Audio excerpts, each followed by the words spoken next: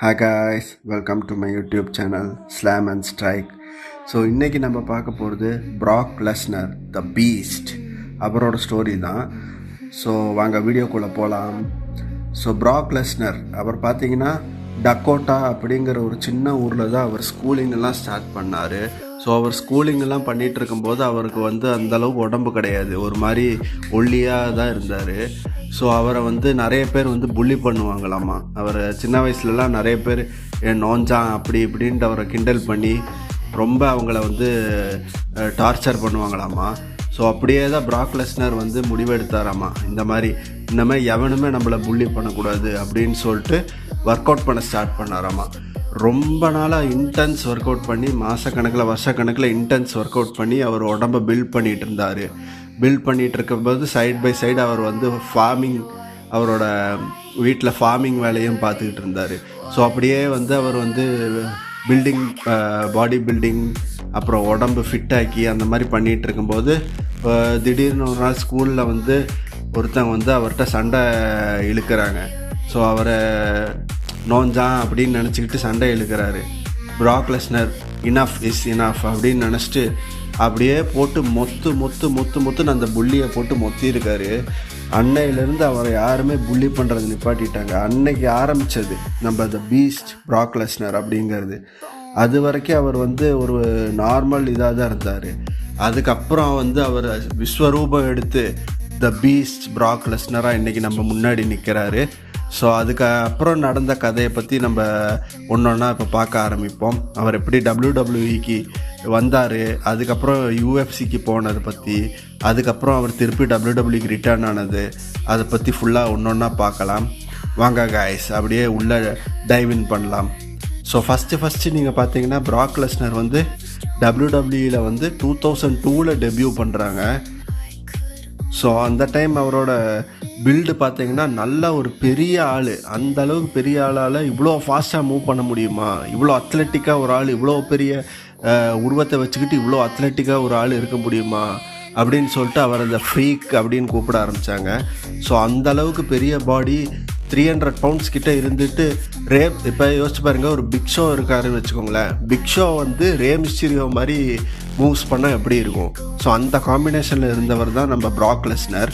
So அவரை ஸ்டார்டிங்லேயே அவர் சின்ன வயசுலேயே அவரோட பொட்டன்ஷியல் பார்த்துட்டு WWE அவரை நல்லா புஷ் பண்ணாங்க. ஃபஸ்ட்டு எடுத்தோடனே ராக்கை தோக்கடிச்சிட்டாரு. அந்த டைமில் ராக் பெரிய ஆள், வந்த உடனே அவர் ராக்கை தோக்கடிச்சார். ஸோ அப்படியே அவர் கரியர், WWE கரியர் மேலும் மேலும் ஒரு ஆளாக தோக்கடிச்சிட்டு பெரிய ஆளாக வந்துட்டு இருந்தார். அவரை த நெக்ஸ்ட் பிக் திங் அப்படின்ட்டு ஃப்ரேம் பண்ணியிருந்தாங்க. அவர் தோக்கடிக்காத ஆளே கிடையாது. அப்போவே ஃபஸ்ட்டு அவரோட மேனேஜராக பால் ஹேமனாக தான் இருந்தார்.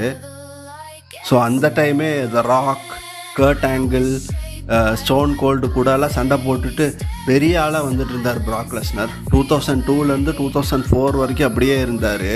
பெரிய எடுத்தோடனே அவர் தான் யங்கஸ்ட் வேர்ல்டு சாம்பியனாக இருந்தார். 25 இயர்ஸ்லேயே WWE வேர்ல்டு சாம்பியன் ஆயிட்டார். ஸோ அதுக்கப்புறம் ஒன்றா டிஃபெண்ட் பண்ணிகிட்டு இருக்கும்போது அவருக்கு ஒரு மாதிரி ஃபெட்டப் ஆயிடுது. ஏன்னா WWE பார்த்திங்கன்னா அந்த அளவுக்கு ட்ராவலிங் பண்ணணும், வாரம் ஒரு ஊருக்கு போய் ட்ராவல் பண்ணி பண்ணுறது ப்ராக் லெஸ்னரால் அவர் ஃபெட்டப் ஆகிட்டார். அதனால் WWE விட்டு போகலான்ட்டு முடிவு பண்ணிட்டாரு. ஸோ WWE விட்டு உடனே UFC ஜாயின் பண்ணுறாரு. UFCயில் எல்லா மேட்சும் ஜெயிக்கிறாரு.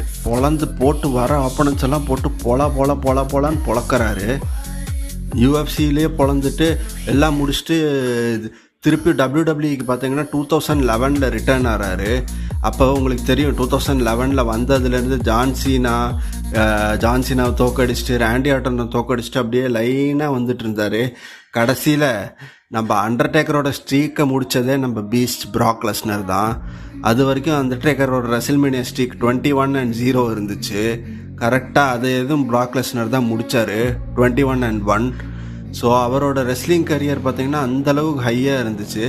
உங்களால் அதை மறக்கவே முடியாது. நீங்கள் ஒரு ப்ராக் லெஸ்னர் ஃபேனாக இருந்தால் இந்த மூமெண்ட்டு, ரெசில்மேனியா மூமெண்ட்டும், அப்புறம் இன்னொரு மூமெண்ட்டு, அந்த பிக் ஷோவை அந்த டாப் ரோப்லேருந்து சூப்ளெக்ஸ் பண்ணி ரிங்கே உடஞ்சி விழுந்துடும். அது பார்த்துருக்கீங்கன்னா 90s கிட்ஸுக்கு நல்லா தெரியும் அந்த மோமெண்ட்டு. ஸோ அந்த மோமெண்ட்டும் இந்த ரெசல்மேனியா மோமெண்ட்டு தான் வந்து நம்ம ப்ராக் லெஸ்னர் கரியர்லேயே அவரோட ஹையஸ்ட் மோமெண்ட்டு. அவர் ரிட்டர்ன் ஆனதுக்கப்புறம் எல்லாரையும் தோக்கடிச்சிட்டு இருந்தார் லைனாக. ஃபஸ்ட்டு வந்தோடனே ஜான்சினாவை தோக்கடிச்சார், அப்புறம் ராண்டி ஆர்டனை தோக்கடிச்சார், அப்புறம் ட்ரிப்ளச்சை தோக்கடிச்சார், அப்புறம் அண்டர்டேக்கரை தோக்கடிச்சார், அப்புறம் பார்த்திங்கன்னா கோல்ட்பர்கை தோக்கடிச்சார். அப்படியே லைனாக தோக்கடிச்சிட்டே வந்துட்டு இருந்தார். அவர் வந்து ஜெயிக்காத சாம்பியன்ஷிப்பே கிடையாது. அவர் தான் வந்து WWE சாம்பியன்ஷிப்பாக இருந்தாலும் சரி, இது UFC சாம்பியன்ஷிப்பாக இருந்தாலும் சரி, ஸோ எல்லா சாம்பியன்ஷிப்பும் அவர் அடிச்சிருக்காரு. மிக்ஸ்டு மார்ஷல் ஆர்ட்ஸும் சரி, WWE சாம்பியன்ஷிப்ஸ் எல்லாமே அவர் அடிச்சிருக்காரு. அவர் பண்ணாத இதே கிடையாது ரெஸ்லிங்கில். அவர்கிட்ட இருக்கிற பவருக்கு எல்லாரையும் போட்டு தாக்கிடுவார். பிக்ஷாவாக இருந்தாலும் சரி, எவனாக இருந்தாலும் சரி, அசால்ட்டாக தூக்கி போட்டு போயிட்டே இருப்பார். ஸோ அவரோட கரியர் வந்து WWEல வந்து ரொம்ப கம்மியான ஆளுங்க தான் அந்த அளவுக்கு வந்து இம்ப்ரெஸ் பண்ணியிருக்காங்க WWEல. ஸோ அவர் வந்து இப்போ ரொம்ப வருஷம் ஆச்சு WWEக்கு வந்து, ரொம்ப வருஷம் ஆச்சு. 2002 டெபியூ பண்ணார். 24 வருஷமாக போயிட்டுருக்காரு.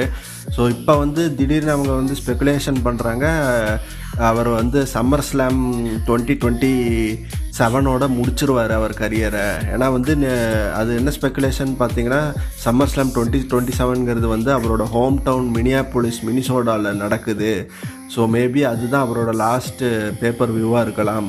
அதுக்கப்புறம் அவர் ரிட்டையர்மெண்ட் ஆயிடுவார் அப்படிங்கிற மாதிரி ரூமர்ஸ் போயிட்டுருக்கு.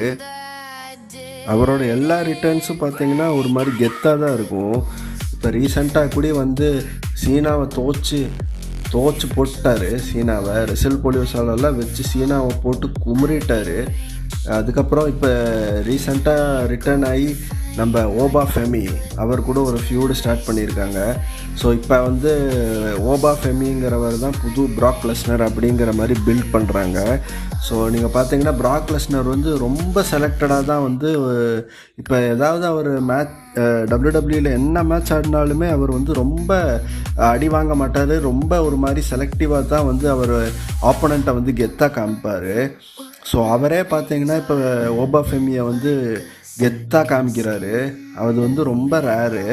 ஸோ அதனால் ஓபா ஃபெமிங்கிறவர் வந்து இப்போ ரொம்ப பெரிய ஆளாக WWE வந்து போர்ட்ரே பண்ணுறாங்க. அதுக்கெல்லாம் மெயின் ரீசன் வந்து நம்ம ப்ராக் லெஸ்னர் அவரை வந்து அந்தளவுக்கு காமிக்கிறாங்க.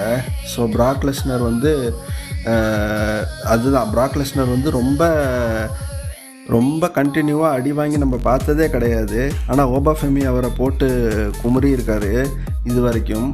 ஸோ அதனால் அந்த ஃபியூடு வந்து ரெசில்மேனியாவில் யார் ஜெயிப்பாங்கன்னு பார்க்கணும்.